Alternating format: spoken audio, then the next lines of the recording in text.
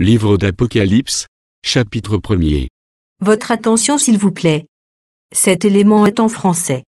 Contactez-nous pour savoir s'il est aussi disponible en la langue de votre préférence. Veuillez aussi noter qu'il est en audio uniquement, dépourvu de ce fait d'image originaire.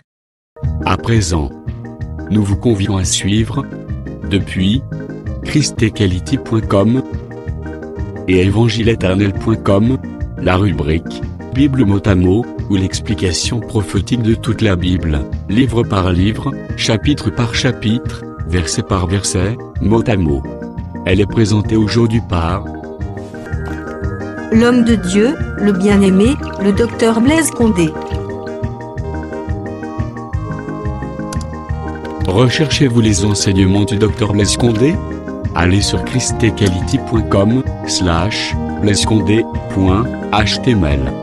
Les enseignements sont disponibles en texte, audio et vidéo.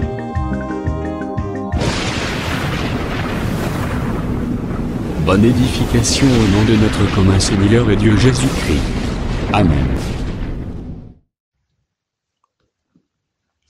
Nous vous saluons au nom précieux de notre Seigneur et Sauveur Jésus-Christ. Nous le remercions parce que, comme il est écrit dans la Bible, que Jésus est le Dieu véritable. C'est lui qui est le créateur des choses visibles et invisibles. Et conformément aux Saintes Écritures, que tout a été créé par Jésus et tout a été créé pour lui. Nous sommes une fois de plus au-devant de vous, continuant notre enseignement que nous avons déjà débuté sur les livres d'Apocalypse, mot par mot. Je pense qu'aujourd'hui, nous allons entamer directement pour le chapitre 1er, verset 3. Nous avons déjà expliqué les versets 1er et les versets 2. Et aujourd'hui, nous allons parler du verset 3. Il est écrit: Heureux celui qui lit et ceux qui entendent les paroles de la prophétie et qui gardent les choses qui y sont écrites, car le temps est proche. Ceux qui peuvent nous suivre dans notre site est celui-ci, www.christequality.com/Blaise Condé. Condé, c'est avec K-H-O-N-D-E.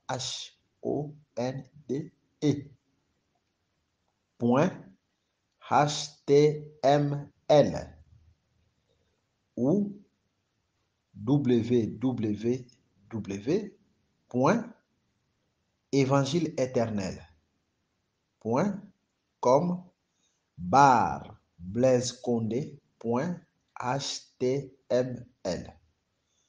Ou tout court, vous pouvez nous avoir sur www.blaisecondé.com. Donc, que le Seigneur vous bénisse et qu'il vous soit favorable. En lisant cette écriture, nous comprenons il y a un seul qui lit et plusieurs qui entendent, s'il vous plaît, les paroles de la prophétie. Maintenant, comme nous le disons toujours, que Dieu a écrit 2 fois. Raison pour laquelle vous allez remarquer,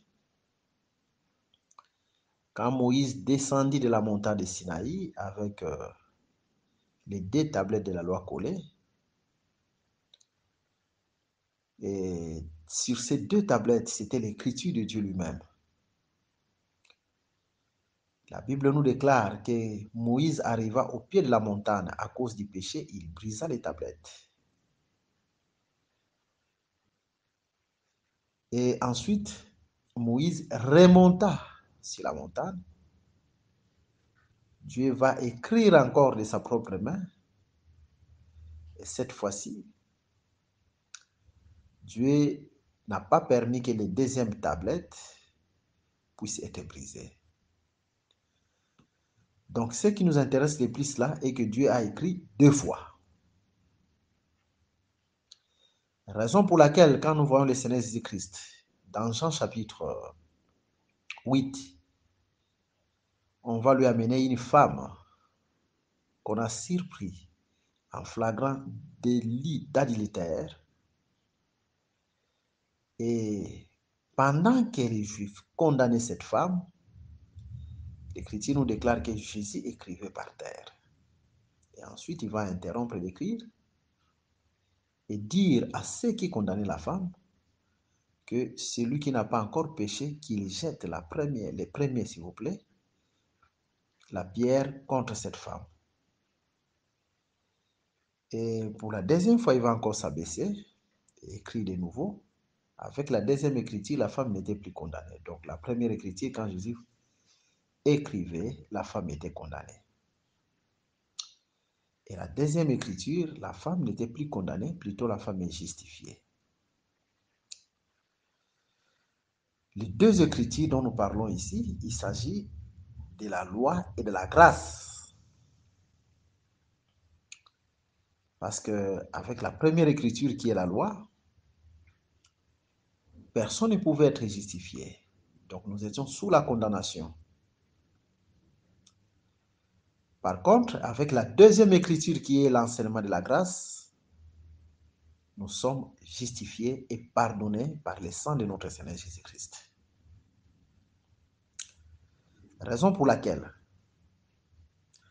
quand nous lisons une écriture dans la grâce, nous devons aller chercher cette écriture dans l'ombre qui est la loi, parce que Dieu a écrit 2 fois.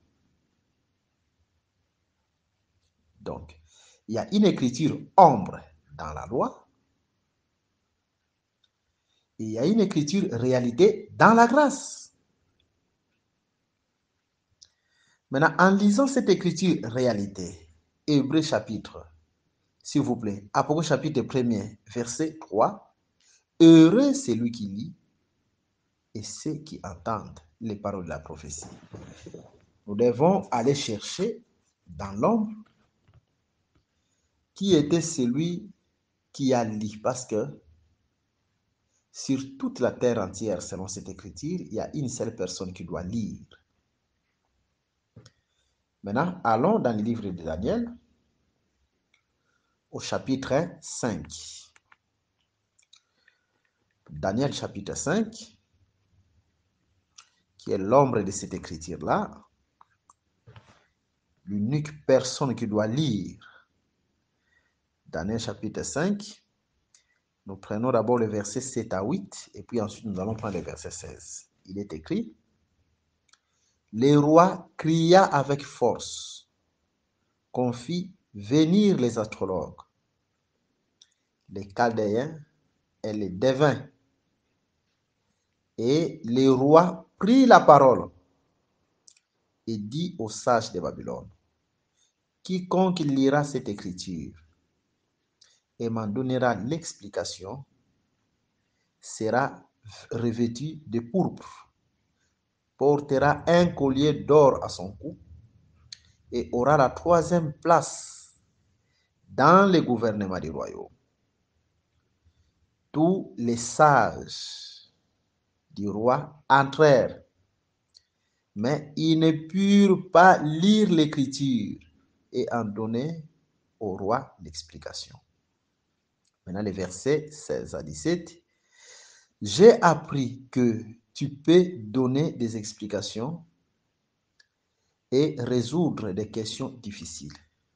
Maintenant, si tu peux lire cette écriture et m'en donner l'explication, tu seras revêtu de pourpre.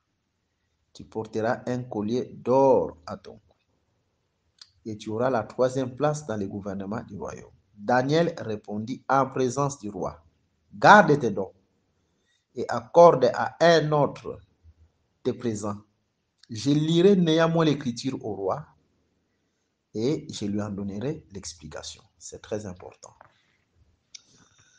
Donc, c'est ça en fait l'ombre de l'écriture, donc de l'Apocalypse chapitre 1 verset 3. D'une autre manière, Daniel chapitre 5 égale Apocalypse chapitre 1 verset 3. Parce que là, on nous dit, heureux, c'est lui qui lit. Donc, il y a une seule personne qui devait lire. Raison pour laquelle, si vous lisez tous ces chapitres, s'il vous plaît, vous allez comprendre avec moi que en ces temps-là, le roi vit devant les chandeliers une portion des mains en train d'écrire sur une muraille blanche. Et le roi, voyant cela, il ne comprenait, il ne savait quoi faire. Il a appelé les devins, il a appelé les astrologues, il a appelé tous les hommes intelligents de son temps. Mais personne n'a pu lire l'écriture. Cependant, l'unique personne qui était digne de lire l'écriture, c'était Daniel. C'est pour dire que il n'y a qu'une seule personne qui a lu l'écriture afin d'accomplir Apocalypse chapitre 1er, verset 3. Heureux, c'est lui qui lit. Parce qu'il faut qu'il y ait seulement une seule personne qui doit lire et non deux. Suivez-nous attentivement et nous croyons que le Seigneur va vous bénir abondamment par sa grâce et son grand amour. Maintenant, vous allez comprendre conformément au verset que nous venons de lire dans le livre de Daniel chapitre 5. Lire veut dire donner l'explication. Parce que Daniel le dit, le confirme au verset 17. Daniel répondit en présence du roi, garde tes dons et accorde à un autre tes présents. Je lirai néanmoins l'écriture au roi et je lui en donnerai l'explication. C'est-à-dire, on ne peut pas lire sans donner l'explication conformément à cette écriture. Quand on dit, on donne l'explication, c'est-à-dire, on explique l'écriture qu'on vient de lire. Donc, en fait, c'est ça. Donc, lire, en fait, c'est expliquer. Et au fur et à mesure que nous allons évoluer, vous allez comprendre. Parce que dans la Bible, les versets se complètent. Ce sont des frères qui doivent s'embrasser. Alors, et c'est ici que nous sommes en train d'abord de comprendre que l'interprétation de l'écriture, parce qu'ici, Daniel est en train de lire l'écriture et interpréter cette écriture-là. L'interprétation de l'écriture, il n'y a qu'une seule qui peut interpréter l'écriture, parce que lire veut dire interpréter ou expliquer. Il n'y a qu'une seule personne qui peut interpréter l'écriture.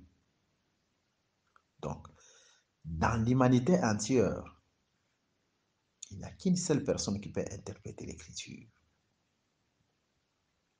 Le Seigneur nous fera grâce de comprendre quelle est cette personne-là. Et raison pour laquelle un théologien ne peut pas interpréter l'écriture parce que le roi a appelé même les hommes intelligents, les astrologues, ce sont des hommes intelligents. Il a appelé les devins. Un sorcier ne peut pas interpréter l'écriture. Un magicien ne peut pas interpréter l'écriture. Un occultiste ne peut pas interpréter l'écriture. L'écriture, c'est un domaine privé. L'interprétation de l'écriture, c'est un domaine privé de Dieu lui-même. Donc, nous comprenons que lire consiste à interpréter l'écriture. Raison pour laquelle vous allez remarquer que celui qui devait lire et donner le sens, ou bien expliquer, devait occuper la 3e place dans le gouvernement. Maintenant, allons dans les livres de Matthieu au chapitre 28. Vous allez comprendre ce que nous allons dire maintenant. Matthieu chapitre 28. Et nous lisons le verset 19. Il est dit ceci. Allez, faites de toutes les nations des disciples, les baptisant au nom du Père, du Fils et du Saint-Esprit. On peut s'arrêter là. Je pense que c'est clair. Ici, c'est Dieu dans ses attributs. Parce que les noms, c'est au singulier. Un seul nom qui est à la fois le nom du Père, du Fils et du Saint-Esprit. Mais vous allez remarquer que ici, le Saint-Esprit occupe la 3e place dans le royaume. C'est pour dire quoi? C'est lui qui doit lire pour nous l'Écriture, ou nous donner l'explication de l'Écriture, de ce qui est révélé, pardon, l'explication de ce qui est caché, s'il vous plaît. C'est le Saint-Esprit. Raison pour laquelle Daniel devait occuper la 3e place dans le royaume. C'est-à-dire, la 3e place, ce n'est pas Dieu comme le Père. Dieu dans la tribu du Père, c'est la 1re place. Dieu dans la tribu du Fils, c'est la 2e place. Et la 3e place, c'est Dieu dans la tribu du Saint-Esprit. Raison pour laquelle Jésus pouvait dire à ses disciples de ne pas s'en aller pour prêcher, qu'ils attendent le Saint-Esprit. Pourquoi? Parce que ça, c'est Jésus qui l'a dit. Lisez même Actes des Apôtres, chapitre 1er, vous allez comprendre tout ce que nous sommes en train de dire ici. Et nous comprenons ainsi que le but du Saint-Esprit était lequel? C'est d'expliquer ou de lire, de faire la lecture comme Daniel, ou de nous expliquer l'écriture, d'interpréter l'écriture. Parce que la vraie lecture, c'est l'interprétation de l'écriture. C'est dans ce sens-là. Donc là, Daniel est le type du Saint-Esprit. La raison pour laquelle, quand la Bible nous déclare « Heureux celui qui lit », nous comprenons que celui qui est en train de lire aujourd'hui dans l'Église, c'est le Saint-Esprit. Suivez-nous attentivement. Donc, dans l'humanité entière, personne ne peut interpréter l'Écriture si ce n'est que le Saint-Esprit. Parce que c'est lui qui lit. Est-ce que la Bible se contredit-elle? Parce que si nous allons dans le livre de Daniel, écoutez ce que Daniel nous dit. Daniel chapitre 12. La Bible nous dit ceci, dans le livre de Daniel au chapitre 12. Ok, nous y sommes. Nous lisons le verset 4. Toi, Daniel, tiens secrètes ces paroles et scelle les livres jusqu'au temps de la fin. Plusieurs alors les liront et la connaissance augmentera. Dans le livre de l'Apocalypse, on nous dit il y a un seul qui doit lire. Par contre, dans le livre de Daniel, on nous dit plusieurs les liront, donc plusieurs qui doivent lire. Nous sommes en train d'expliquer ici que la lecture dont on nous parle ici, ce n'est pas une lecture ordinaire qu'est lire la Bible. Non, la lecture dont on nous parle ici, c'est l'interprétation de l'écriture. Parce que Daniel, quand il a lu, il a expliqué. C'est ça la vraie lecture. Je pense que quand nous allons évoluer, vous allez comprendre. La Bible ne se contredit pas. Cependant, quand on nous parle de plusieurs qui doivent lire dans les livres de Daniel, cela veut seulement dire que le Saint-Esprit, c'est l'esprit ministériel. C'est-à-dire, nous ne pouvons pas voir Dieu descendre parmi nous sous forme du Saint-Esprit en train de nous prêcher. Non. Mais le Saint-Esprit nous prêche à travers des vases qu'on appelle les ministres de la parole. D'une autre manière, le Saint-Esprit est en train de lire ou de nous expliquer les mystères cachés dans l'Écriture par des corps qu'on appelle les ministres de la parole. Raison pour laquelle la Bible nous dit, dans Daniel, plusieurs les liront. Les plusieurs là, ce sont les ministres de la parole. Ok. En fait, nous allons prendre une écriture. Nous sommes dans le livre d'Éphésiens. Nous commençons à partir du verset, Éphésiens chapitre 4, et nous commençons à partir du verset 8. Même à partir du verset 7. Mais à chacun de nous, la grâce a été donnée selon la mesure du don de Christ. C'est pourquoi il est dit, étant monté en haut, il a émené des captifs et il a fait des dons aux hommes. Je pense qu'on en a parlé. Or, que signifie il est monté, sinon qu'il est descendu dans les régions inférieures de la terre? Celui qui est descendu, c'est le même qui est monté au-dessus de tous les cieux afin de remplir toutes choses. Et il a donné les uns comme apôtres, les autres comme prophètes, les autres comme évangélistes, les autres comme pasteurs et docteurs pour le perfectionnement des saints en vue de l'œuvre du ministère et l'édification du corps de Christ. Donc la Bible est claire. Les mêmes qui étaient montés, c'est Jésus-Christ. Après sa résurrection, 40 jours et 40 nuits parmi ses disciples, Jésus était monté. Et c'est le même qui est descendu. Celui qui est descendu, les jours de la Pentecôte, c'est toujours Jésus, mais sous forme du Saint-Esprit. Pour quel but? C'est pour manifester les dons ministériels. Ces dons ministériels, c'est quoi? C'est ce qu'on vient de nous expliquer ici. Apôtres, prophètes, évangélistes, pasteurs et docteurs. Et c'est là où nous disons que le Saint-Esprit, c'est l'esprit ministériel. Donc c'est clair. Et c'est dans ce sens-là que nous comprenons que c'est lui qui lit, c'est le Saint-Esprit.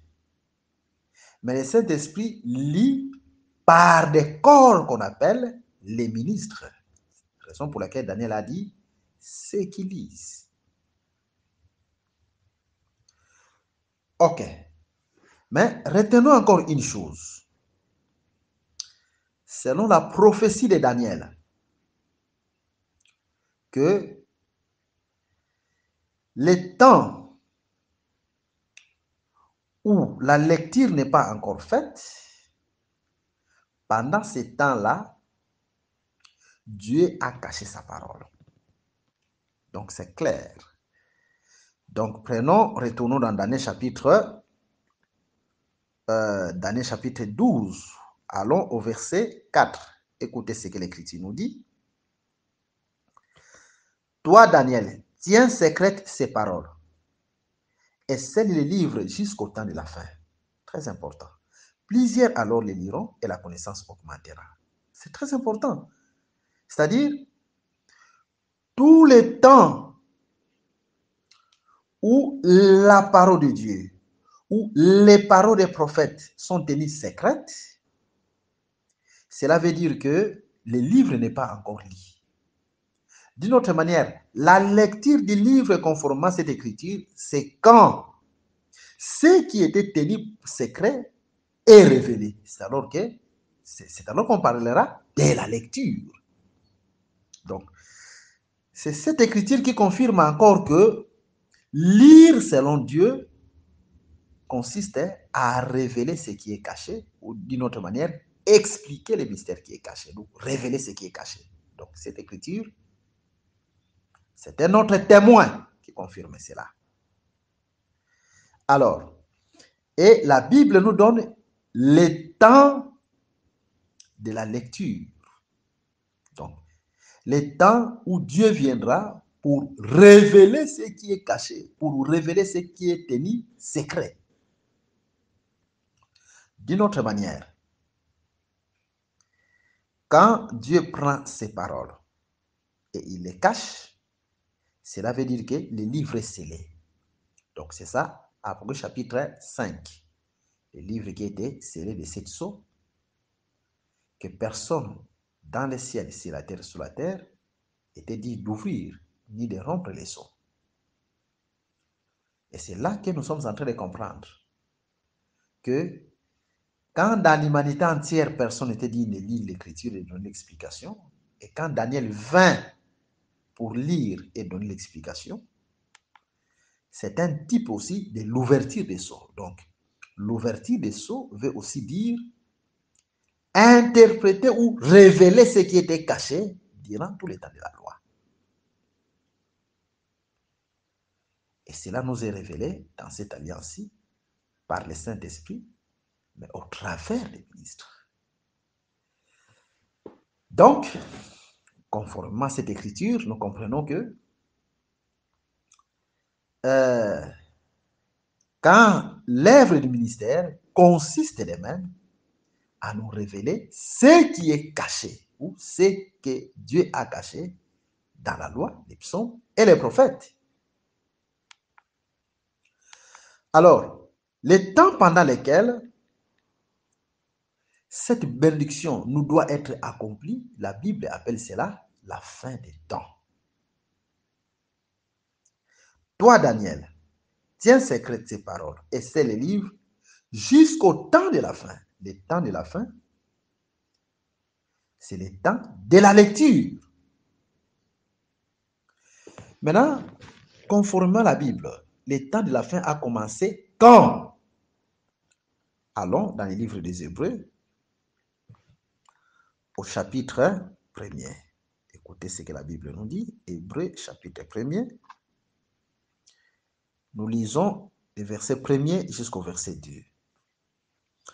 Après avoir autrefois, à plusieurs reprises et de plusieurs manières, parlé à nos pères par les prophètes, Dieu dans ces derniers temps.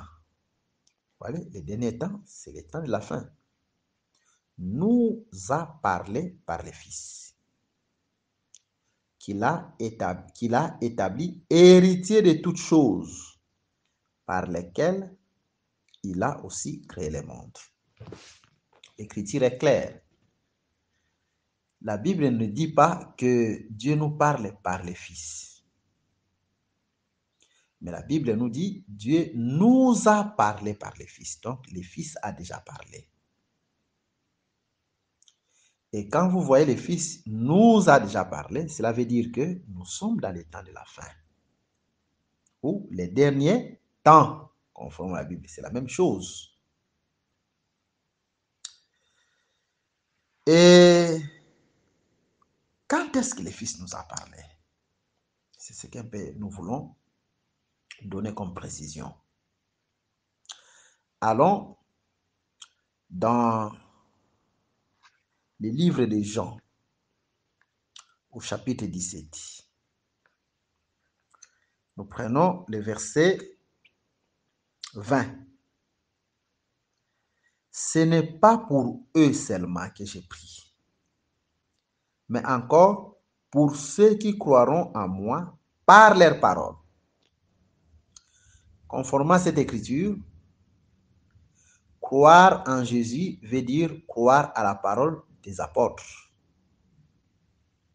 Croire en Jésus veut dire croire à l'enseignement des apôtres. Parce que ici, Jésus est en train de s'adresser aux 11 apôtres. Judas Iscariote n'était pas avec eux, parce que Judas Iscariote les avait quittés déjà dans Jean chapitre 13. Et puis, il est allé livrer le Seigneur Jésus-Christ. Et puis, il est allé se pendre. Mais dans cette écriture ici, Jésus est avec les 11. Maintenant, conformément à la prophétie, dans Actes des Apôtres chapitre 1er, Judas Iscariote devait être remplacé par Matthias. Parce que le feu ne peut pas descendre sur l'autel si l'autel n'est pas bâti sur 12 pierres. Là, nous sommes dans 1 Roi chapitre 18. Dans 1 Roi chapitre 18, quand Élie vient rétablir l'autel, il devait construire son autel fondé sur 12 pierres qui représentaient les 12 tribus d'Israël. Et ces 12 pierres-là qui représentaient les 12 tribus d'Israël ne typifiaient que les 12 apôtres de Jésus-Christ. De même que Jacob, le vrai soleil, y eut 12 fils, représentant les 12 tribus d'Israël. Jésus aussi comme étant le vrai soleil, parce que Jacob était le type de notre Seigneur Jésus-Christ. Dans Luc chapitre 1er, verset 78, il est écrit une prophétie qui concerne la naissance de notre Seigneur Jésus-Christ, que le soleil levant nous a visités d'en haut. Donc Jésus fit le vrai soleil levant. Et autour de lui, on doit aussi voir 12 apôtres. Mais Judas devait être écarté, selon les écrits des prophètes, et remplacé par Matthias comme étant la 12e pierre du fondement. C'est alors que le feu du Saint-Esprit était descendu les jours de la Pentecôte. Parce que le Saint-Esprit est descendu aussi sous forme de feu. Ainsi nous disons, là où il n'y a pas l'enseignement des apôtres, le feu du Saint-Esprit ne descendra jamais. Le Saint-Esprit ne viendra pas dans cette église. Le Saint-Esprit descend là où il y a l'enseignement des 12 apôtres. Et quand les gens, dans leurs églises, laissent les femmes prêcher, pendant que les apôtres n'ont jamais enseigné cela, aucune femme pasteur, où les gens croient qu'il y a 3 personnes en Dieu, pendant que les apôtres n'ont jamais enseigné cela, où les gens se sont fait des chefs des églises, pendant que dans la Bible, on ne voit pas cela, comprenez directement que si ces gens-là prophétisent, si ces gens-là font des miracles, ce n'est pas le Saint-Esprit, mais c'est une puissance d'égarement, comme il est écrit dans le livre des Thessaloniciens, chapitre 2. Ce sont des doctrines des démons, conformément aux Saintes Écritures. Alors, c'est de cette façon-là que nous sommes en train d'évoluer. Donc, croire en Jésus, c'est accepter l'enseignement des apôtres par rapport à cette écriture. Maintenant, l'enseignement des apôtres, c'est le fondement, parce que Dieu a déjà parlé par l'enseignement des apôtres. Le Fils a déjà parlé, s'il vous plaît. Allons dans 1 Corinthiens, chapitre 3. Écoutez ce que la Bible nous dit. Et nous prenons le verset 11. Car personne ne peut poser un autre fondement que celui qui a été posé, savoir Jésus-Christ. Donc, les apôtres ont déjà posé les fondements. Vous voyez? Donc, d'une autre manière, Dieu nous a déjà parlé par le Fils.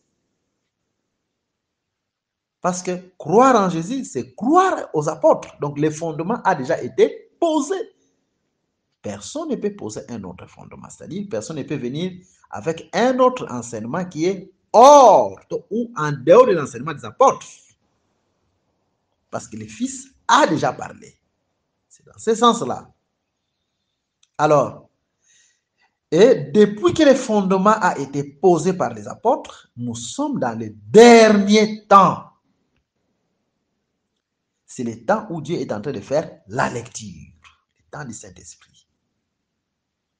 Parce que heureux c'est lui qui lit. Mais le Saint-Esprit est en train de lire par des vases qu'on appelle les ministres dans ces temps-ci du Saint-Esprit. Raison pour laquelle Daniel a dit, c'est plusieurs liront, donc les ministres. Et c'est là où nous disons, nous cessons de dire que un frère, ce qui distingue un frère, un simple frère d'un ministre, c'est que le ministre a la capacité de lire l'écriture. Parce que le Saint-Esprit est en train de lire, mais par des vases. Mais ce qu'un frère ne peut pas faire. C'est dans ce sens-là. C'est lui qui vient avec l'interprétation dans l'Église par la grâce de Dieu. Maintenant, remarquez, vous allez comprendre une chose, chers bien-aimés, quand nous avons lu dans le livre des Hébreux, au chapitre 1er, et verset 1er jusqu'au verset 2. Nous allons encore lire cette écriture parce qu'il y a une instruction que nous allons tirer là-dessus. Après avoir autrefois à plusieurs reprises et de plusieurs manières parlé à nos pères par les prophètes, ça durant tous les temps de la loi, Dieu dans ces derniers temps, nous venons d'expliquer les derniers temps maintenant, les temps de la lecture, nous a parlé par les fils. Nous venons d'expliquer comment est-ce que Dieu nous a déjà parlé parce que le fondement a déjà été posé. Qu'il a établi héritier de toutes choses par lesquelles il a aussi créé le monde. Chers bien-aimés, vous allez remarquer que les apôtres avaient souvent le langage de nous. Mais Jésus avait le langage de je. En vérité, je vous l'ai dit. Mais les apôtres avaient le langage de nous.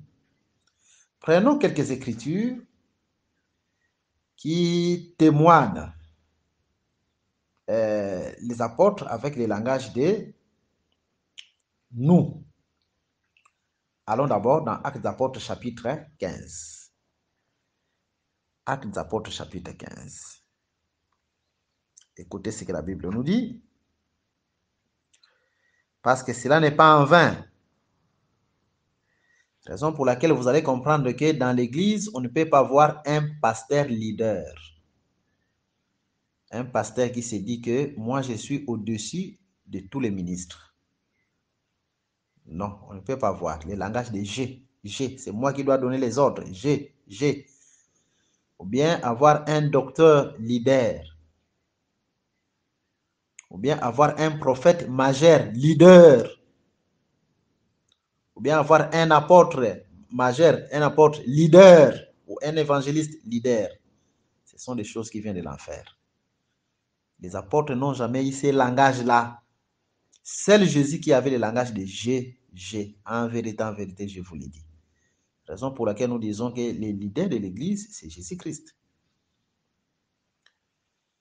Mais les ministres dans leurs églises, c'est le nous, pas le moi.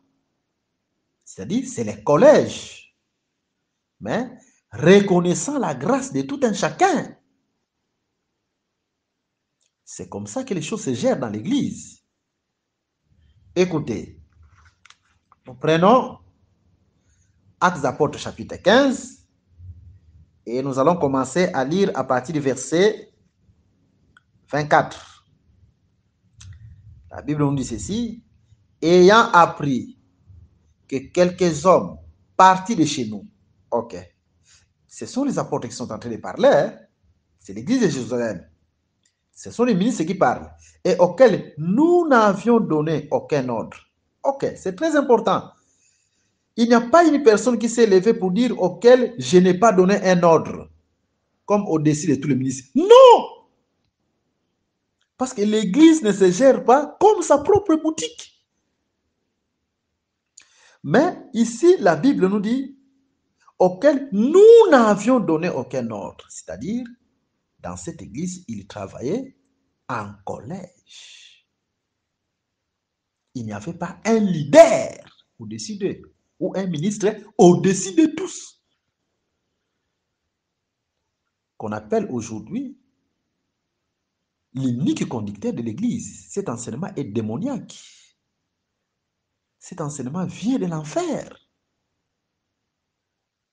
Allez demander l'origine de cet enseignement. Il vient d'où? Aucun modèle dans la nouvelle alliance. Aucun modèle. C'est-à-dire, ce sont des enseignements qui ont été ramassés dans le protestantisme, qui ont été ramassés dans le catholicisme, et aujourd'hui, ces enseignements sont entrés même dans d'autres fausses assemblées de saints, fausses assemblées, églises de saints. Vous voyez? Parce qu'ici, c'est et tous nous qui devons donner les autres. Et non, moi, c'est moi, ce que moi j'ai dit, c'est ce qui doit être accompli. Démon. Donc, c'est dans ce sens-là que nous sommes en train d'évoluer par la grâce de Dieu pour comprendre que dans l'église de Jésus-Christ, quand les ministres travaillent, il n'y a pas de j'ai, mais il y a les nous. Et ce sont des grâces qui doivent être reconnues de chaque ministre. Le j'ai, c'était Jésus-Christ. En vérité, je vous l'ai dit. Comme le Père m'a envoyé, donc c'est lui seul. Moi, je vous envoie. Vous que j'envoie, vous êtes plusieurs. Et vous travaillez comme étant les nous. Je prends encore une autre écriture. Et nous regrettons beaucoup.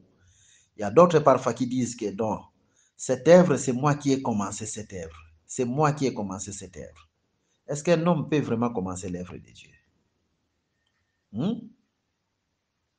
Parce que Jésus lui-même le dit dans les livres de Matthieu chapitre 16, que tu es Pierre ou Céphas, ton nom c'est Céphas.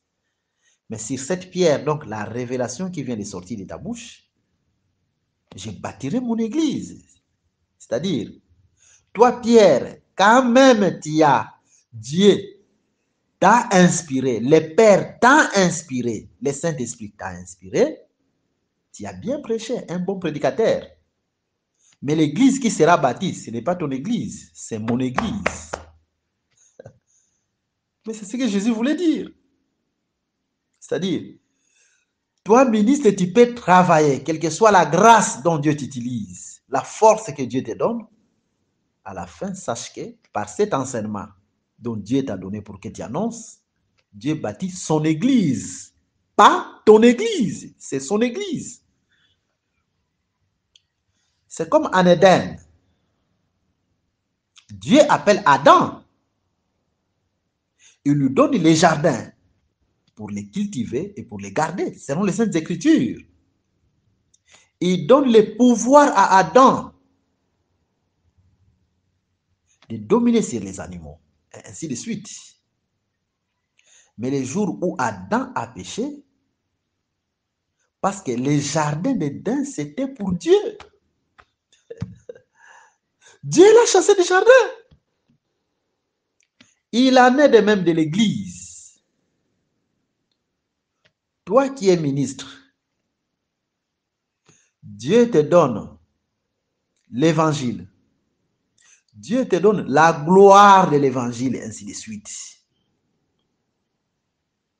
Mais sache que l'église, ce n'est pas ton église. C'est l'église de Jésus-Christ. Le jour où tu vas te garer,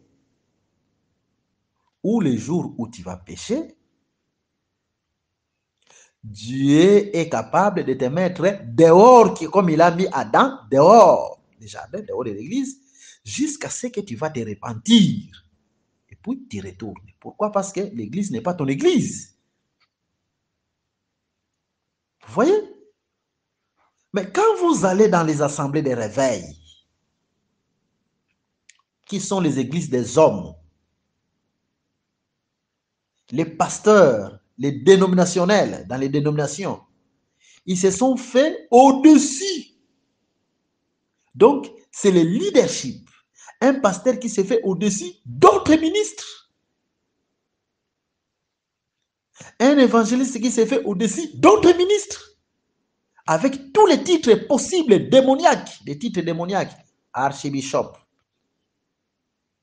Et ainsi de suite. Donc, archi, c'est-à-dire c'est au-dessus. Vous voyez? Parce que bishop veut seulement dire pasteur d'une église locale, c'est-à-dire quoi? Évêque. Mais lui, il est archi parce qu'il est au-dessus d'autres pasteurs. Et d'autres, on va les appeler même mon général. C'est-à-dire quoi? C'est lui le général.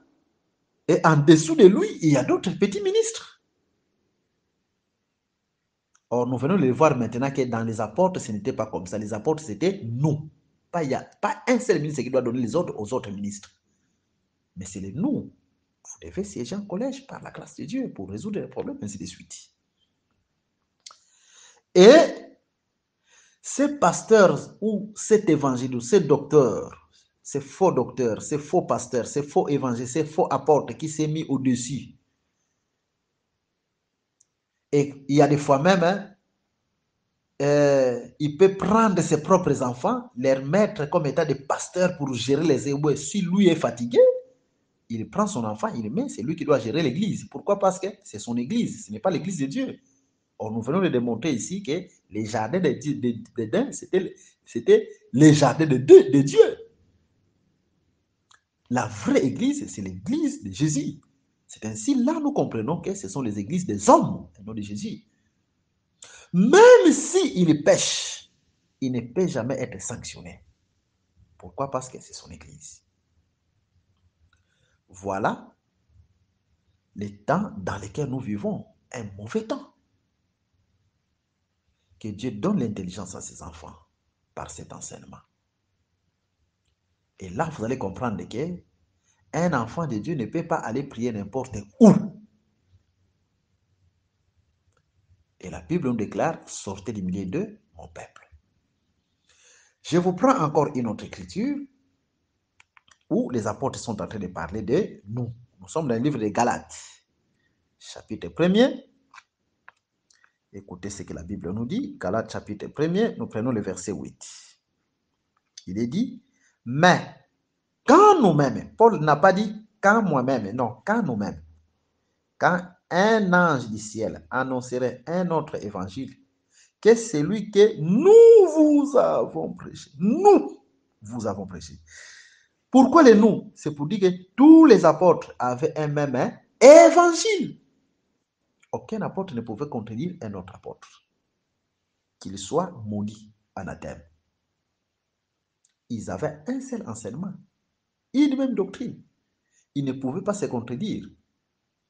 C'est ça la vraie église. Donc c'est toujours le nous.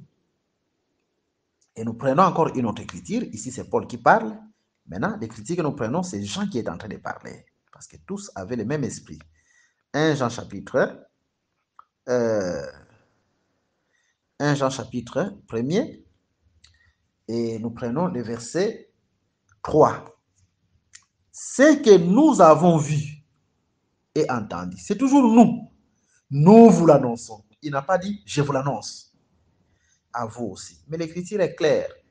Ici, l'enseignement du branhamisme qui est venu de l'enfer est bouté dehors.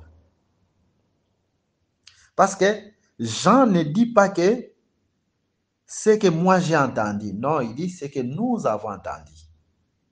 Parce que, et ce que nous avons vu. Parce que si vous allez chez les branhamistes, donc il y a un seul qui a entendu et il y a un seul qui avait vu. Et c'est celui-là qui doit annoncer comme étant le messager. Fausse doctrine. Maintenant, ici, c'est ce que nous avons vu, ce que nous avons entendu et ce que nous vous annonçons. Donc, parmi eux, il n'y avait pas un leader. C'est toujours nous. L'esprit de leadership, c'est-à-dire un pasteur au-dessus des autres, ou bien un prophète messager, ou un apôtre au-dessus d'autres apôtres, c'est une fausse doctrine, conformément à toutes ces écritures. Et nous vous l'avons démontré que l'unique qui utilisait les G, c'est le Seigneur Jésus-Christ. Les apôtres utilisaient les nous. C'est pour dire que Jésus, c'est lui qui est l'unique messager de l'Église. C'est lui l'unique messager de l'Église. Mais nous, les ministres, c'est les collèges. Mais la tête de l'Église, c'est le Seigneur Jésus-Christ. Les chefs de l'Église, c'est le Seigneur Jésus-Christ. Que ce soit l'Église locale, que ce soit l'Église corps de Jésus. Parce que les apôtres ici, c'est partant d'abord de l'Église locale dans les églises. Ok, donc, que Jésus vous bénisse et que Jésus vous soit favorable. Et nous voulons un peu évoluer par la grâce de Dieu, vous expliquer encore une autre écriture dans le livre d'Ésaïe au chapitre 29. Écoutez ce que la Bible nous dit. Ésaïe chapitre 29. Nous prenons à partir du verset 11. La Bible nous dit ici. Ok, nous y sommes. Toute la révélation est pour vous comme les mots d'un livre qui est cacheté ou scellé, c'est la même chose, que l'on donne à un homme qui sait lire en disant, lis cela, lis donc cela, et qui répond, je ne l'ai puis, car il est cacheté. Ou encore, ou comme un livre que l'on donne à un homme qui ne sait pas lire en disant, lis donc cela, et qui répond, je ne sais pas lire. En fait, la lecture dont on nous parle ici est différente de la lecture dont on nous parle dans Apocalypse chapitre 1 au verset 3. Parce que là, la personne là, c'est lit. Parce que heureux, c'est lui qui lit. Il lit. Vous voyez? Et nous venons d'expliquer cela par rapport à Jésus sous forme du Saint-Esprit. Mais ici, on nous parle de quelqu'un qui sait lire, mais qui n'a pas lu. Pourquoi? Parce que le livre est scellé. Donc, c'est différent de la lecture dont on parle ici. Et on nous parle aussi d'une autre personne qui ne sait pas lire. Les deux personnes ici, ce sont deux peuples. Dans ces contextes, dont Israël et les nations. Allons lire dans les livres de Deutéronome chapitre 4, verset 6. Écoutez ce que la Bible nous dit. Dans Deutéronome chapitre 4, au verset 6. Nous pouvons même commencer au verset 5. Voici, je vous ai enseigné des lois et des ordonnances, comme l'Éternel, mon Dieu, me l'a commandé, afin que vous les mettiez en pratique dans les pays dont vous allez prendre possession.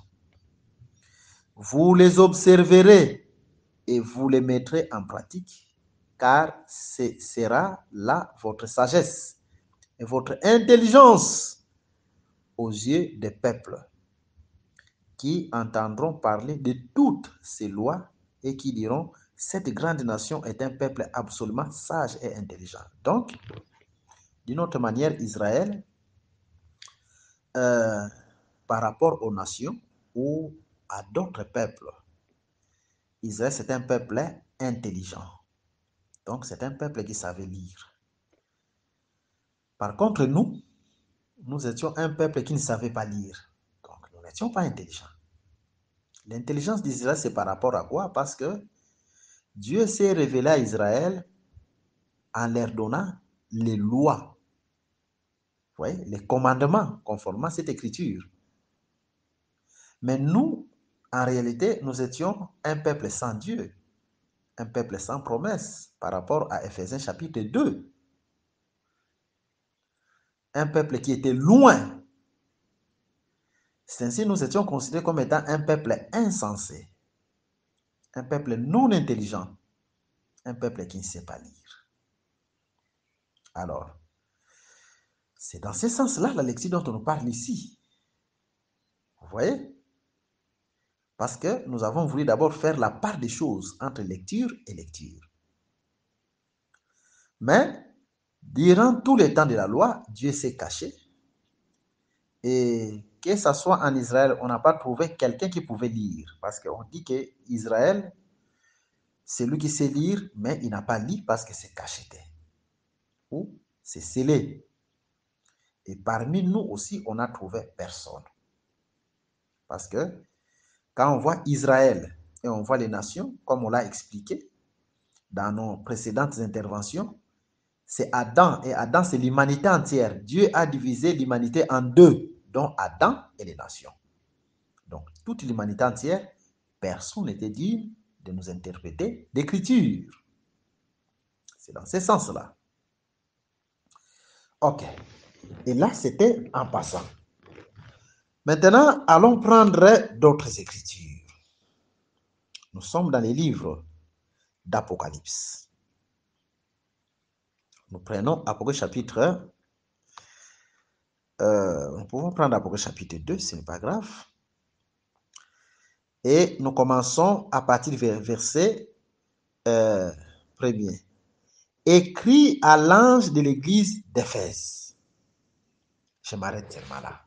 Nous prenons seulement d'abord l'église d'Éphèse. Pourquoi seulement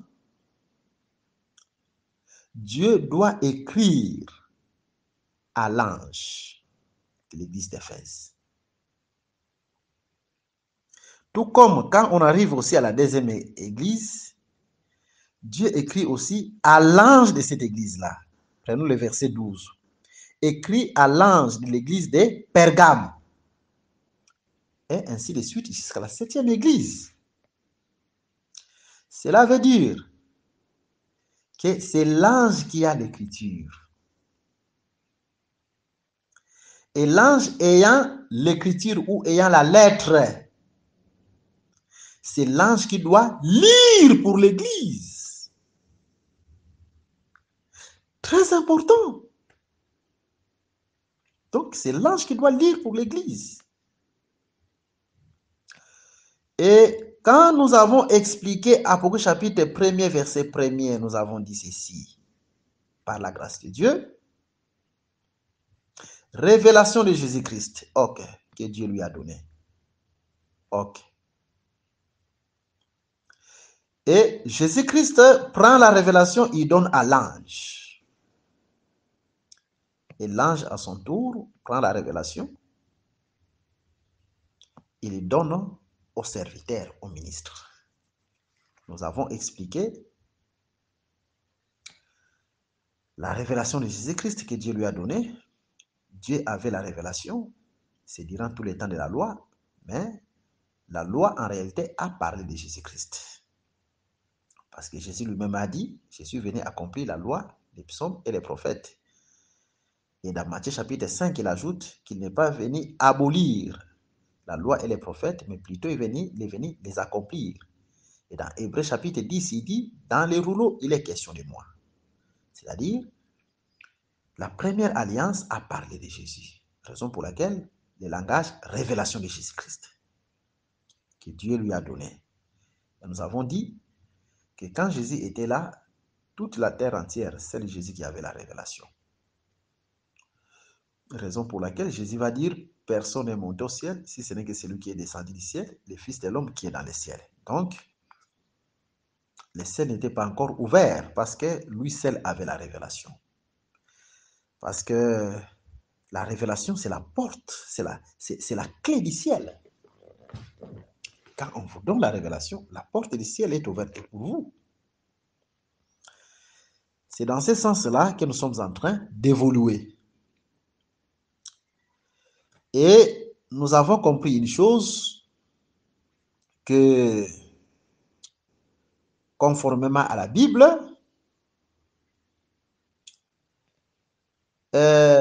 Jésus doit prendre les livres à son tour, il donne à l'ange. Un seul ange. Et nous avons compris que l'unique ange là, c'est le Saint-Esprit. Maintenant, c'est le Saint-Esprit qui doit donner au serviteur, raison pour laquelle Jésus a dit, quand le Saint-Esprit viendra, il ne parlera pas de lui-même. Là, nous sommes dans Jean chapitre 16. Il prendra de ce qui est à moi. C'est-à-dire, Jésus prend la révélation, il donne au Saint-Esprit, qui est l'ange. Et puis, Jésus ne s'arrête pas là, il ajoute en disant, il vous annoncera ce qu'il va prendre à moi. Ok, c'est-à-dire quoi? C'est l'ange qui doit donner au serviteur, c'est le Saint-Esprit qui doit donner au ministre.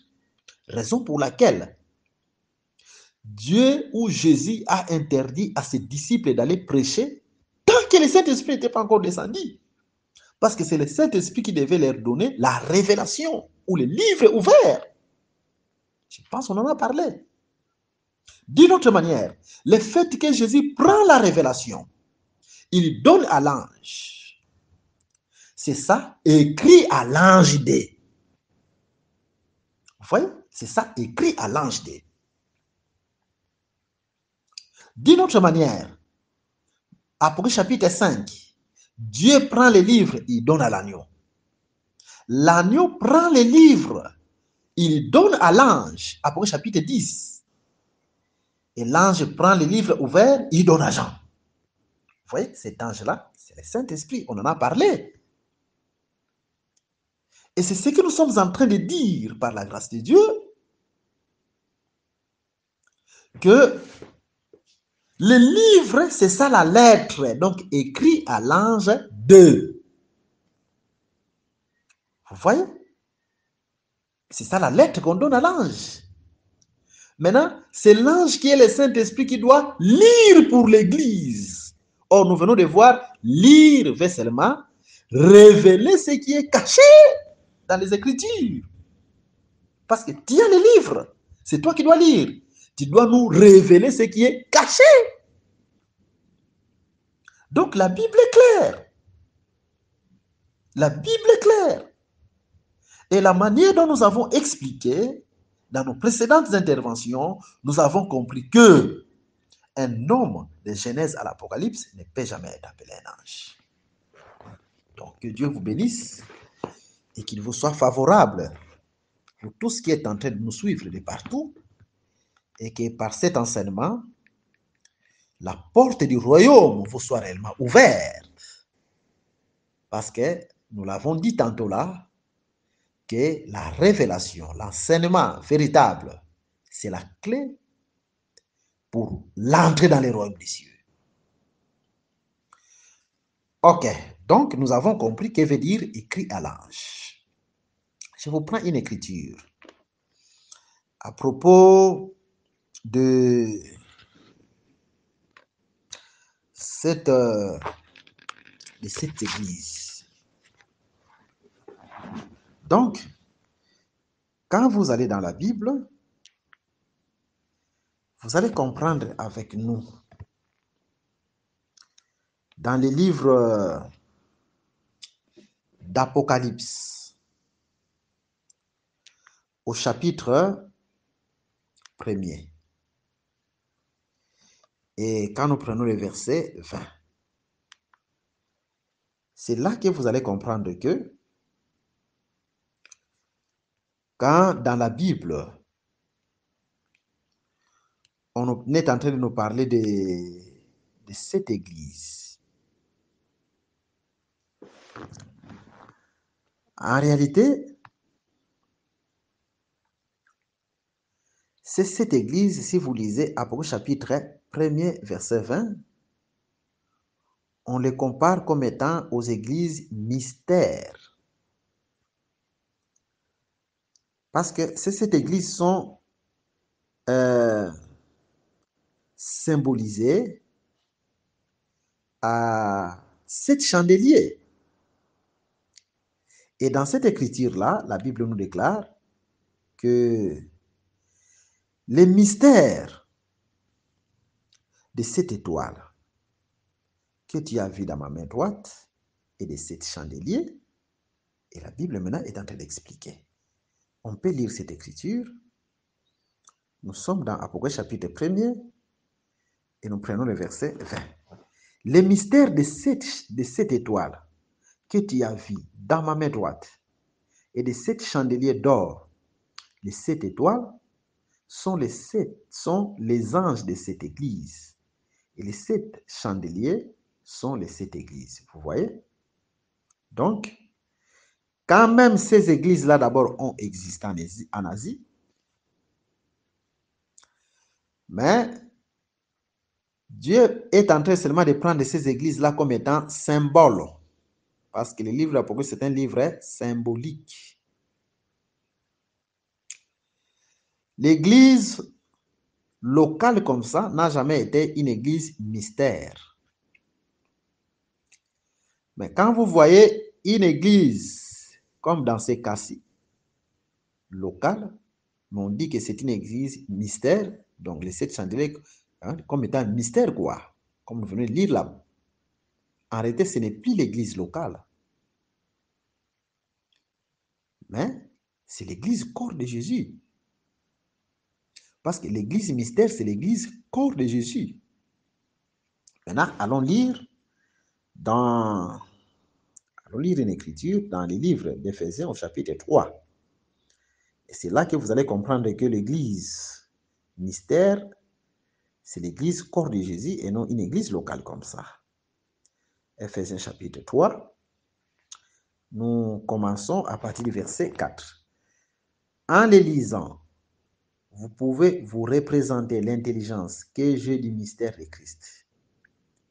Il n'a pas été manifesté aux fils des hommes dans les autres générations, comme il a été révélé maintenant par l'Esprit aux saints apôtres et prophètes de Christ. Ce mystère, c'est que les païens sont cohéritiers, forment un même corps et participent à la même promesse en Jésus-Christ par l'Évangile. Donc c'est ça en fait, c'est l'église corps qui est l'église mystère conformément à cette écriture et non une église locale. Raison pour laquelle vous allez remarquer des prophéties, je vous prends telle qu'une prophétie dans ces écritures-là. Prenons Apocalypse chapitre 3, prenons le verset 10. Écoutez ce que la Bible nous dit. Parce que tu as gardé la parole de la persévérance à moi, je te garderai aussi à l'heure de la tentation qui va venir sur le monde entier pour éprouver les habitants de la terre. Je viens bientôt, retiens ce que tu as afin que personne ne prenne ta couronne. Ici, on s'adresse à l'église qu'on appelle Philadelphie. Écrit à l'ange de l'église de Philadelphie. Je pense que c'est la 6e église.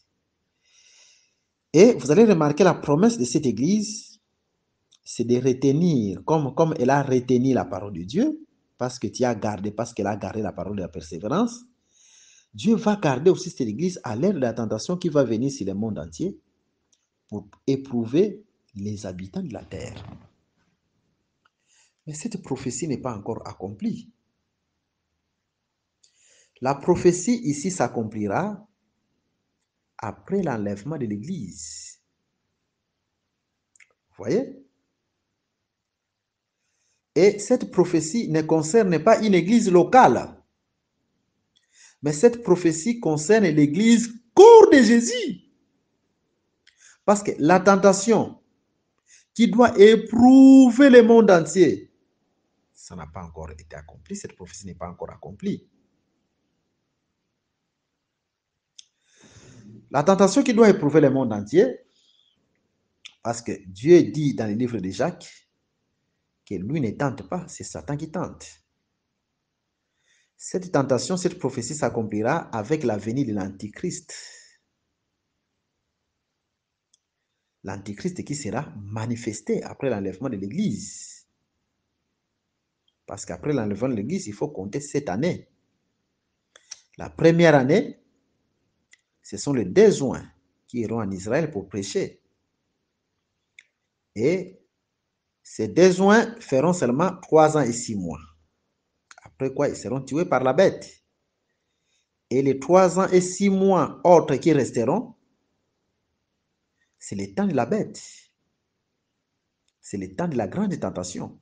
Mais en ce temps-là, Dieu doit garder son Église. Comment est-ce que Dieu doit garder son Église? Parce que l'Église a gardé la parole de persévérance, c'est par l'enlèvement. Donc nous serons enlevés. C'est dans ce sens-là. Vous voyez? Donc nous comprenons en réalité que quand nous considérons ces églises, cette église, ce n'est que le type ou symbole, pardon, pas type, mais symbole de l'église corps de Jésus dans la marche. Vous voyez? C'est le symbole de l'église corps de Jésus dans la marche. Nous venons de prendre l'exemple de cette prophétie. Il y en a beaucoup, je pense. Le Seigneur nous fera grâce quand on va arriver dans ce chapitre. Je pense qu'on va donner tous les détails possibles. Ok, donc c'est de cette façon-là que nous sommes en train d'évoluer. Et nous venons de comprendre que quand la Bible nous dit écrit à l'ange, cela veut seulement dire que c'est Dieu qui prend les livres. C'est Jésus-Christ qui prend les livres, il les donne à l'ange. Parce que c'est l'ange qui doit faire la lecture, donc c'est le Saint-Esprit qui doit interpréter l'écriture dans l'Église. Les 7 anges-là, en réalité, de cette Église, ne nous parlent que d'un seul ange. Là, nous allons dans Apocalypse chapitre 22. Apocalypse chapitre 22, écoutez ce que la Bible nous dit. Nous prenons, on n'est pas tout lire, le verset 16. Moi, Jésus, j'ai envoyé mon ange pour vous attester ces choses dans les églises.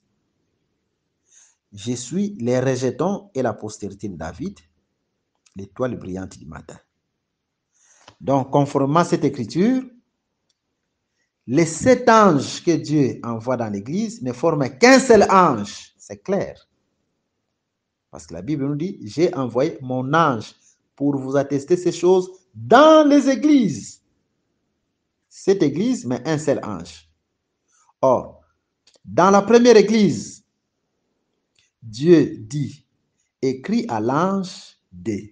C'est cet ange-là qui doit attester cette parole dans cette église. Dans la deuxième église aussi, c'est comme ça, c'est cet ange qui doit attester ou rendre témoignage. Attester veut seulement dire rendre témoignage de l'enseignement dans cette église. Certifier l'enseignement dans cette église. Maintenant, là, nous voyons 7 anges, mais ici, Dieu dit un seul ange. Donc, les 7 anges ne forment qu'un seul ange. Et cet ange, c'est le Saint-Esprit. Donc, c'est clair. La Bible est claire. Parce que le livre de l'Apocalypse, c'est un livre symbolique. Et une question qui m'a été posée, docteur, mais comment est-ce que cet ange, quand il est venu sous forme de l'ange, Dieu vient sous forme de l'ange, mais il refuse que Jean puisse l'adorer. Nous avons dit ceci. Nous n'adorons pas Jésus-Christ sous forme du Saint-Esprit. Parce qu'un seul nom qui nous a été donné, c'est le nom de Jésus-Christ sous le soleil. Donc, si vous voulez adorer l'adoration aujourd'hui, c'est au nom de Jésus-Christ.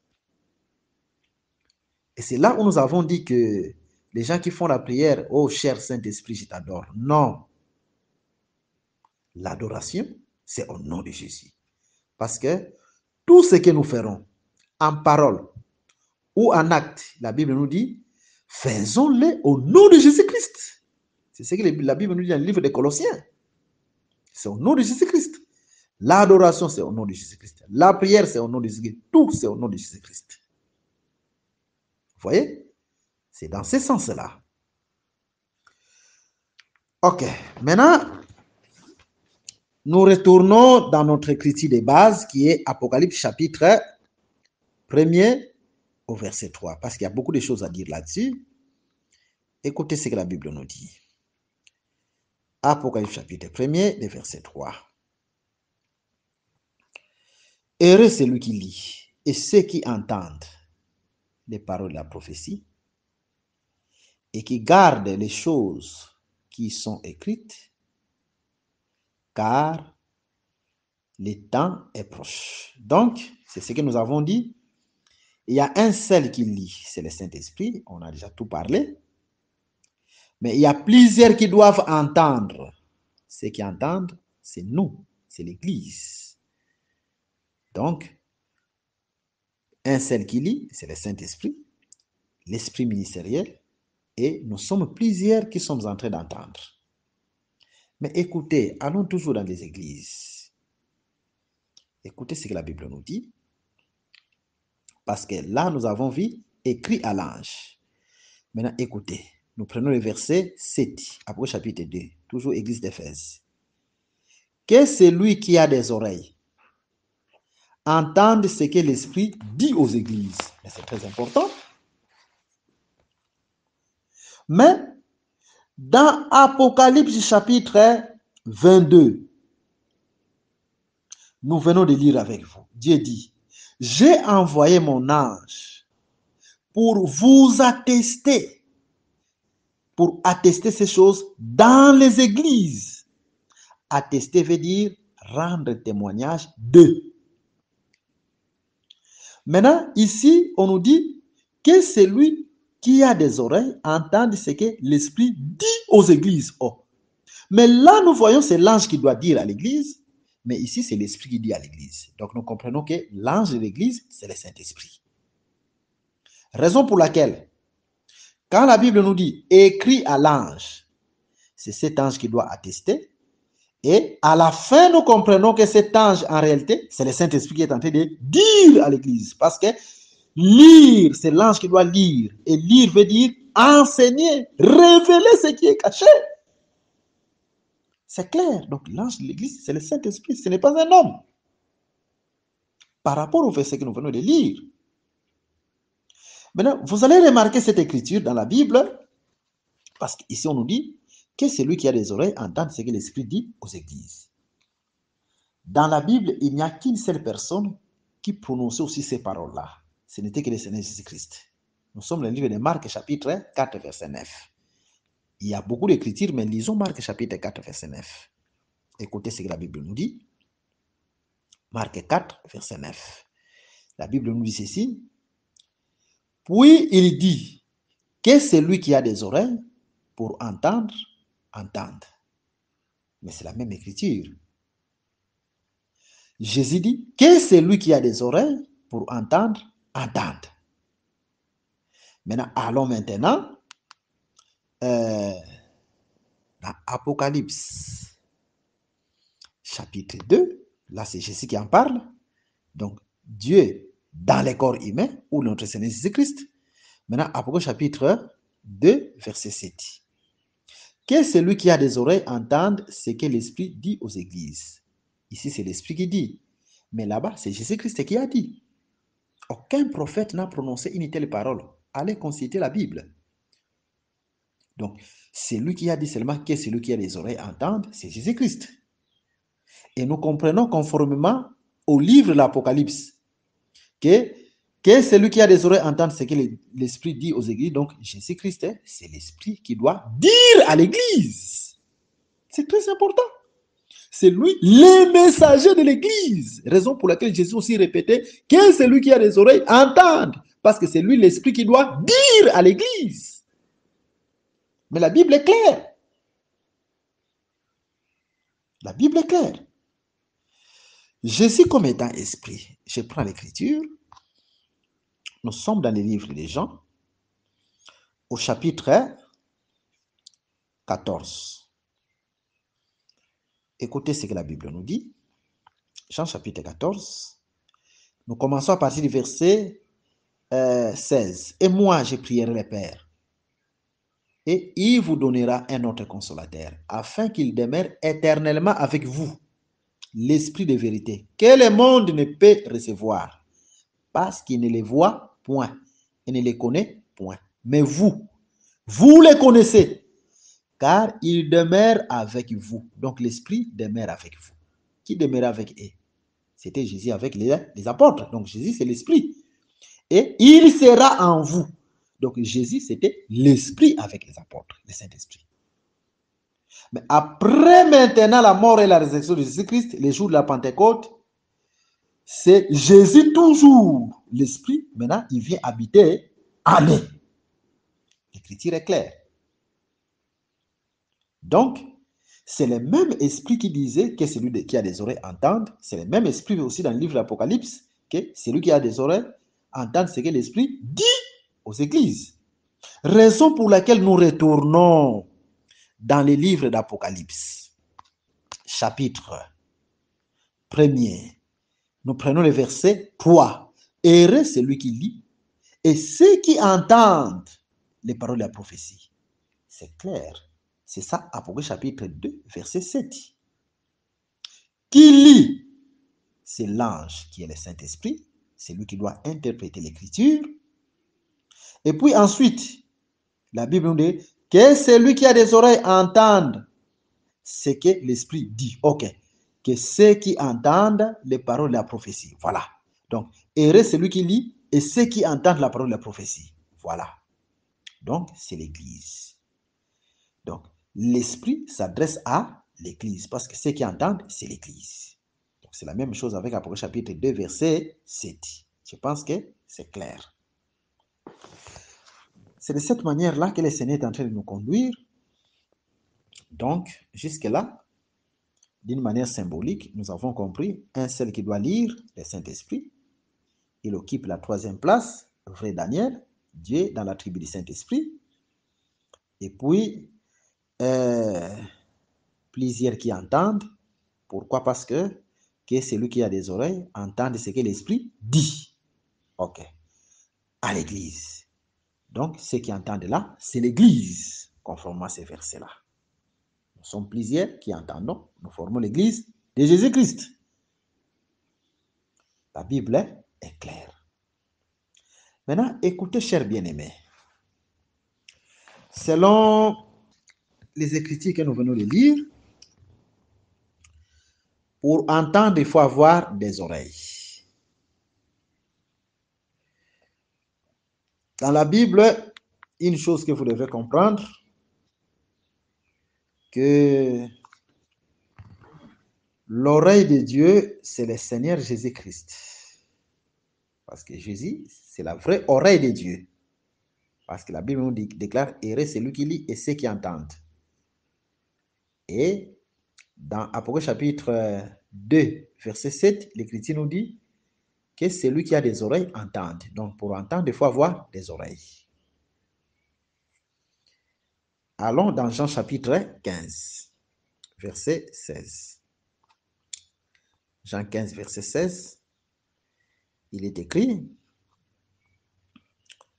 Jean 15, verset 16, il est écrit, ce n'est pas vous qui m'avez choisi, mais moi, je vous ai choisi et je vous ai établi afin que vous alliez et que vous portiez du fruit et que votre fruit demeure, afin que vous demandez, afin que ce que vous demanderez au Père en mon nom, il vous le donne. D'une autre manière, Jésus-Christ est l'oreille du Père, parce que pour que Dieu puisse nous donner, ou notre prière puisse être entendue, l'oreille c'est Jésus-Christ. Donc quand nous demandons son nom, alors Dieu entend notre prière. Donc, la Bible est claire là-dessus. Et c'est ce que nous sommes en train de dire, que aujourd'hui, Israël n'a pas d'oreille. Pourquoi? Parce que Israël a rejeté son Messie. Je prends une écriture. Dans le livre de Matthieu, chapitre... Matthieu chapitre 21, nous pouvons commencer à lire à partir du verset 40. Nous y sommes. Verset 42. Jésus leur dit, n'avez-vous jamais lu dans les Écritures, la pierre qu'ont rejetée ceux qui bâtissaient est devenue la principale des langues. C'est du Seigneur que cela est venu. Et c'est un prodige à nos yeux. C'est pourquoi, je vous l'ai dit, le royaume de Dieu vous sera enlevé et sera donné à une nation qui en rendra les fruits. Donc, le royaume dont on nous parle ici, c'est le Seigneur Jésus-Christ. Selon Luc chapitre 17, verset 20, Jésus qui dit que le royaume de Dieu ne viendra pas de manière à frapper le regard, mais le royaume de Dieu est parmi vous. C'était lui-même. Et Jésus devait quitter Israël pour venir vers nous, les gens des nations. C'est-à-dire, d'une autre manière, en ces temps-ci, Dieu n'entend pas la prière d'Israël. Pourquoi? Parce que l'oreille est venue vers nous. Parce que tout ce que vous demanderez en mon nom, pour que Dieu puisse nous écouter, l'oreille, c'est Jésus. C'est lui l'oreille. Maintenant, il faut savoir une chose, que un élu de Dieu entend deux fois. Il écoute deux fois. Un élu de Dieu écoute deux fois. C'est-à-dire quoi? C'est ça les deux oreilles dont Dieu nous a donné.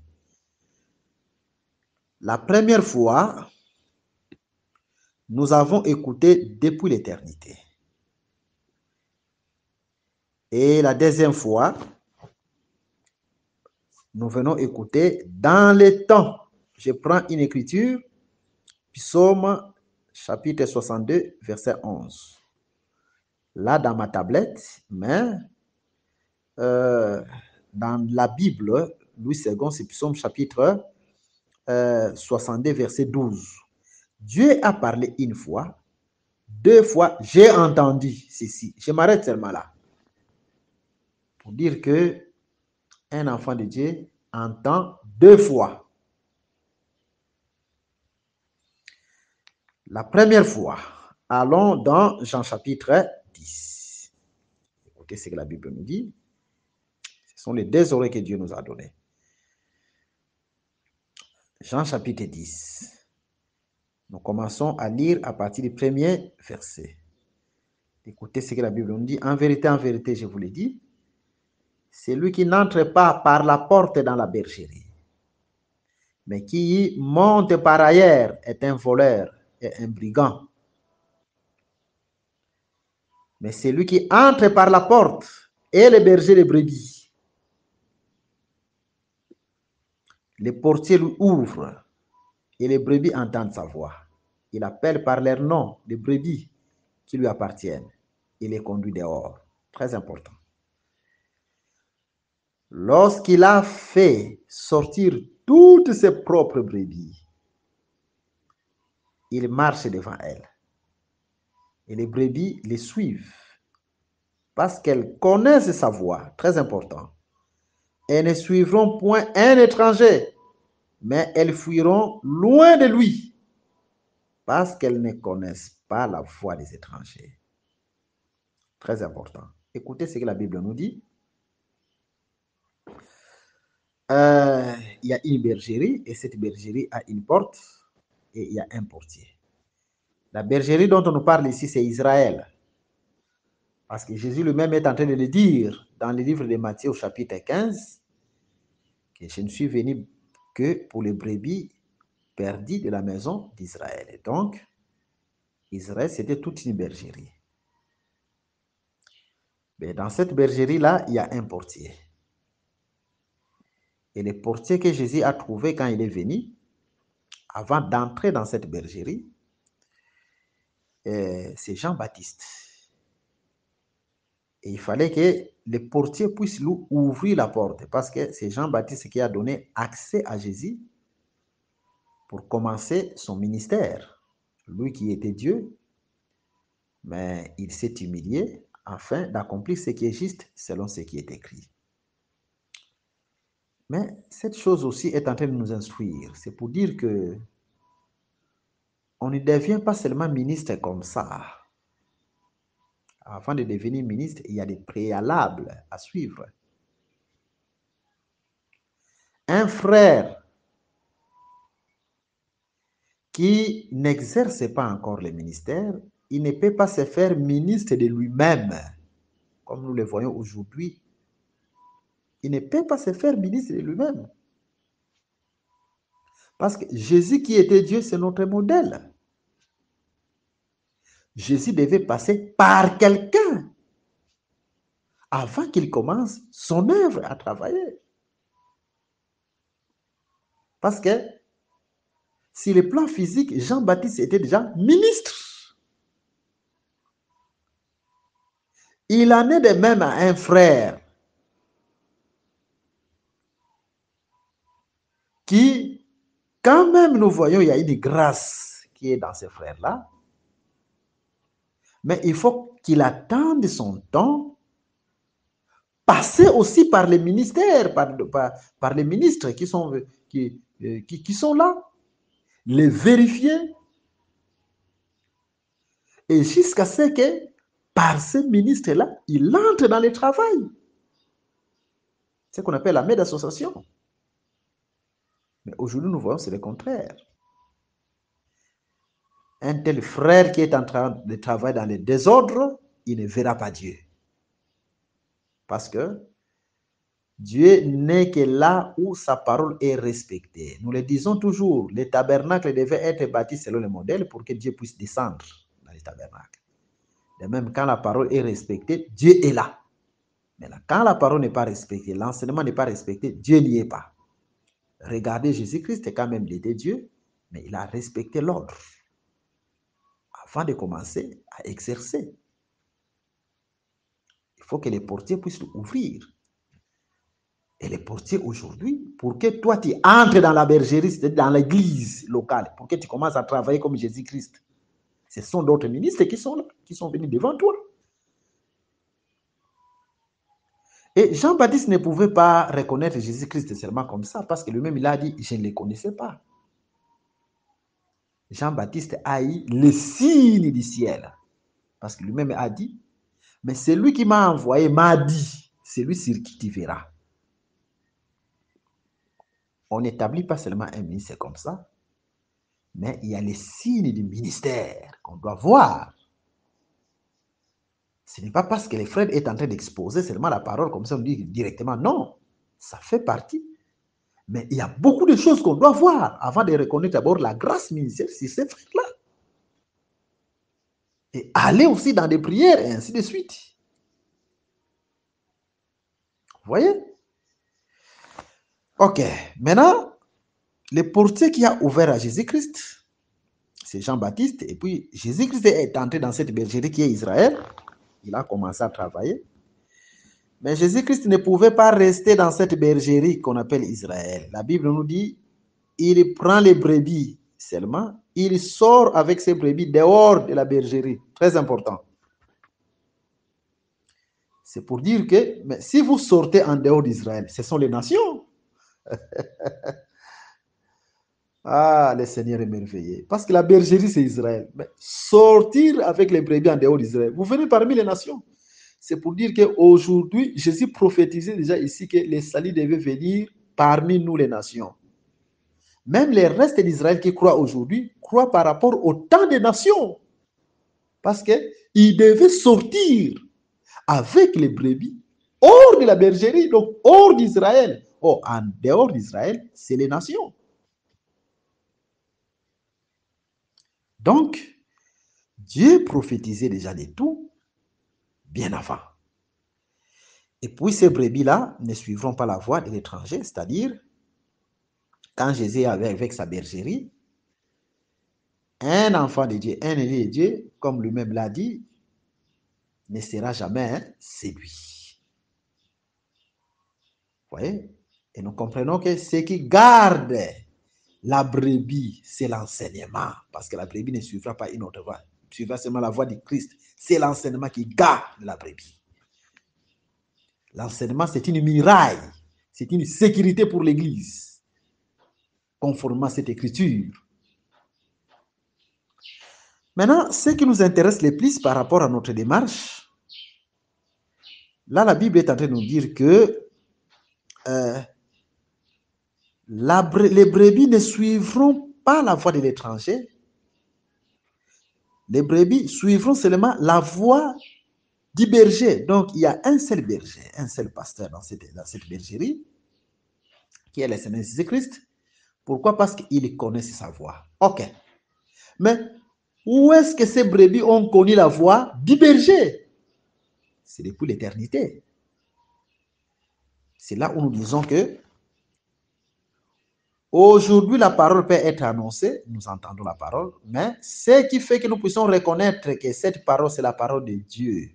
Donc, c'est la parole de l'éternité. C'est parce que nous avons déjà écouté pour la première fois depuis l'éternité. Nous connaissons déjà cette voix. Donc, c'est comme un rappel. Raison pour laquelle nous disons que nous écoutons, nous entendons deux fois. Vous voyez, nous entendons deux fois. Ce sont les deux oreilles. L'oreille, c'est notre Seigneur Jésus-Christ. Mais en Jésus-Christ, nous avons écouté depuis l'éternité. Et quand nous venons dans les temps, nous écoutons aussi. Ce sont les deux oreilles que Dieu nous a données. Ok, que Dieu vous bénisse. Nous retournons dans notre livre d'Apocalypse chapitre 3, Apocalypse chapitre 1er, pardon, verset 3. Écoutez ce que l'Écriture nous dit. Heureux celui qui lit et ceux qui entendent les paroles de la prophétie, nous venons d'expliquer, et qui gardent les choses qui sont écrites, car le temps est proche. Le problème ici, qui garde. C'est-à-dire, quand quelqu'un n'a pas l'oreille, n'a pas l'entendement spirituel, c'est difficile aussi qu'il garde. Maintenant, allons maintenant dans l'écriture que nous avons lue, parce que nous devons garder. Pourquoi? Parce que le temps est proche. Apocalypse chapitre 3, verset 10. Parce que tu as gardé la parole de la persévérance en moi. Parce que quand tu gardes, je te garderai aussi à l'heure de la tentation qui va venir sur le monde entier pour éprouver les habitants de la terre. Je pense qu'on vient d'en parler maintenant. Mais qu'est-ce que nous voulons ajouter? Chers bien-aimés, vous allez comprendre une chose. Que Israël est entré en esclavagisme par Joseph. Et Israël est sorti aussi de l'esclavagisme par Joseph. Mais la différence est laquelle? Ils sont entrés en esclavagisme par Joseph physique, avec un corps physique.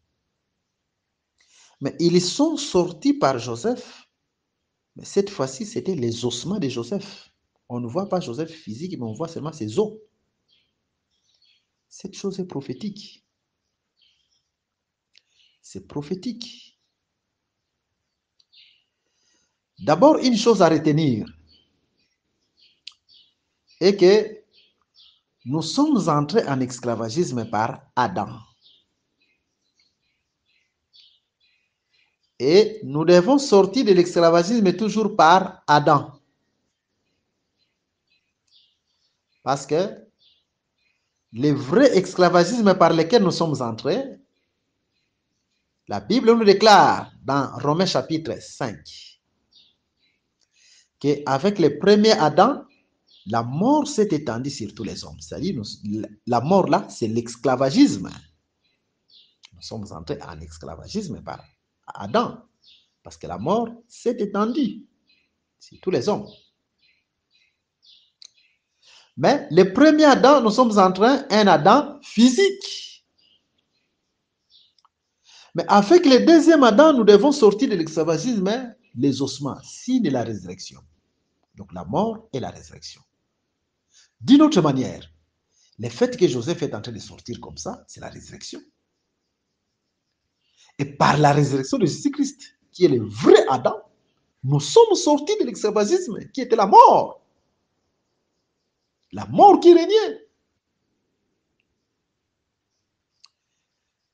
D'une autre manière, si nous voulons entrer dans une autre chambre, parce que Jésus-Christ, c'est le tout de Dieu. Nous sommes entrés en esclavagisme avec Jésus, donc nous sommes morts avec lui. Et nous devons sortir de l'esclavagisme aussi avec Jésus, donc nous sommes ressuscités avec Jésus. Et c'est ce que nous disons donc, c'est ça, l'entrée de Joseph en Égypte avec Israël et la sortie de Joseph en Égypte. Donc, c'est la mort et la résurrection par Jésus-Christ.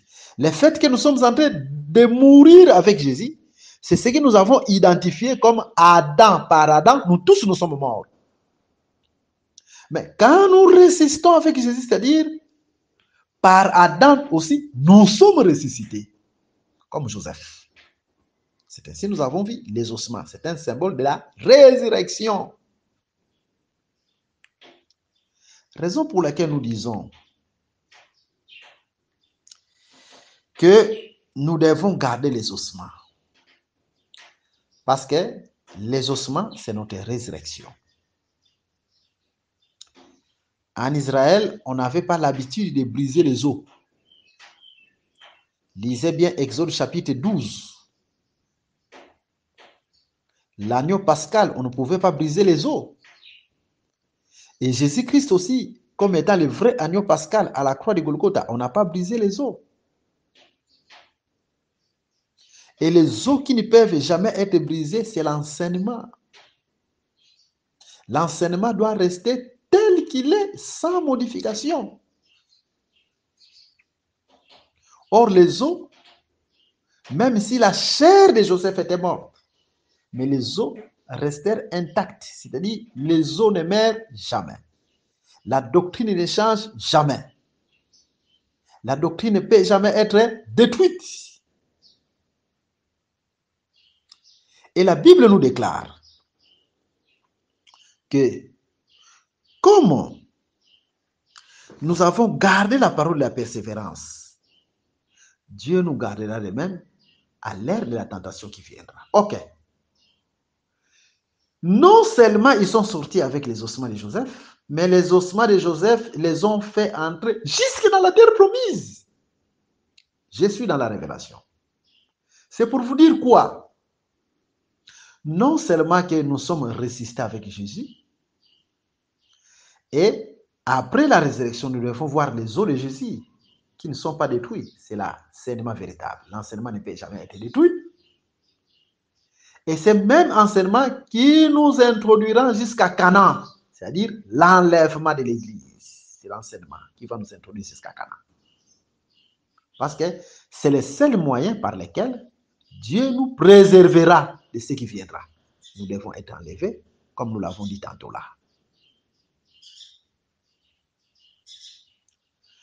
Donc, nous devons garder les os.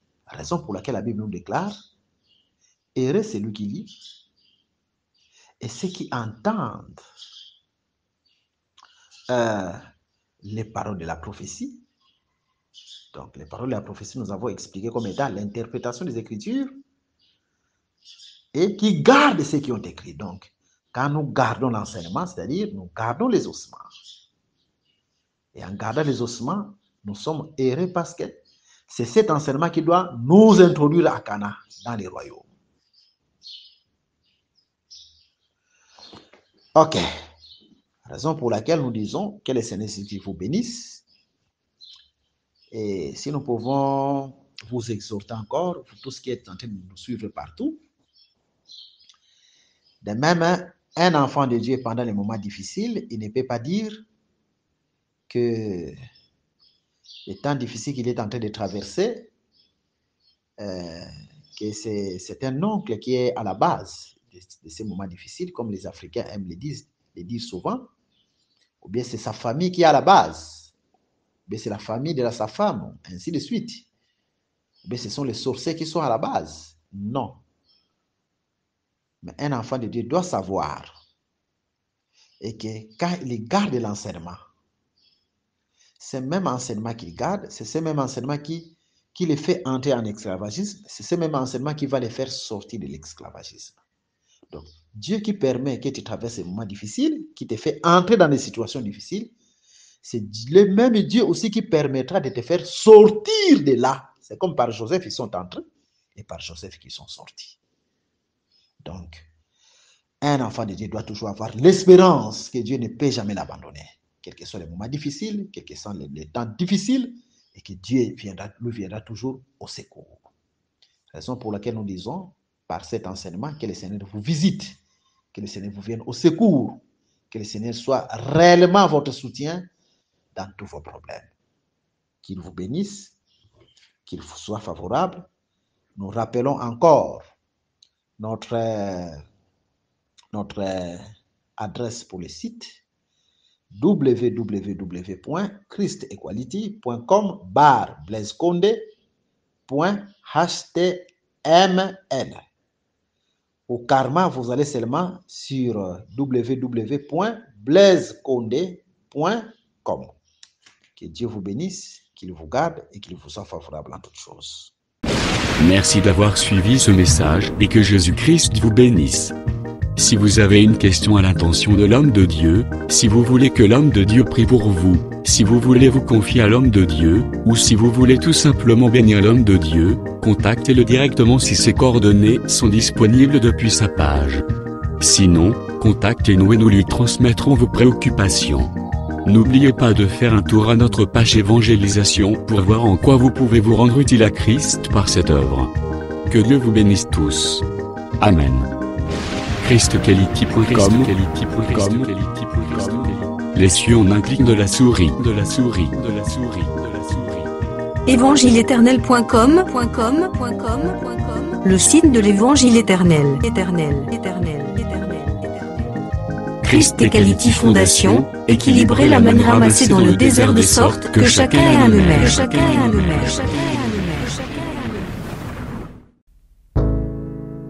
Branchez-vous sur christequality.com ou sur évangile-éternel.com et vous attendra au rendez-vous. La radio mondiale évangile-éternel.com, enseignement non-stop. La télé prophétique, évangile-éternel.com TV. Enseignement quantique et documentaire biblique. L'église virtuelle, assemblée et culte de prière des saints, en ligne et en direct. La rubrique Pasteur et thème. Retrouvez tous les ministres de l'Évangile éternel, en vidéo, audio et texte. La rubrique Bible révélée, explication prophétique de la Bible, mot à mot. La rubrique Questions et réponses, expose les réponses des ministres à vos questions difficiles et compliquées. La rubrique Prophétie et actualité, décrypte pour vous, l'actualité, en rapport avec les prophéties bibliques. La rubrique Aréopage, ouvre à tous, et sans censure, le libre débat et exposition contradictoire. Évangile-éternel.com démystifie au moyen de l'enseignement, des erreurs, des fausses religions, églises, doctrines et philosophie. Nos enseignements confrontent l'apostasie et les idées préconçues pour vous attacher à la saine doctrine. Vous y trouverez de l'exhortation, du réconfort spirituel et de l'incitation à vous sanctifier. Sur évangile-éternel.com, sollicitez une requête de prière, et les ministres et plusieurs saints prieront pour vous. Retrouvez des cantiques chantés par des saints et des cantiques instrumentaux. Venez y apprendre d'autres langues à travers la Bible audio multilingue. Les enseignements sont en toutes les langues. évangile-éternel.com, le site de l'Évangile éternel. Motivez-nous en souscrivant à l'une de nos chaînes YouTube, celle de votre préférence linguistique. Et venez évangéliser avec nous en partageant, autant que faire se peut, notre site web, nos YouTube channels ainsi que toutes nos publications. Merci de le faire et que Jésus-Christ notre commun Seigneur et Dieu vous bénisse tous. Amen. ChristEquality.com. Les cieux sont à la portée de votre main, juste par un simple clic de la souris. Christ Equality Fondation, équilibrer la manne ramassée dans le désert de sorte que chacun ait un maire.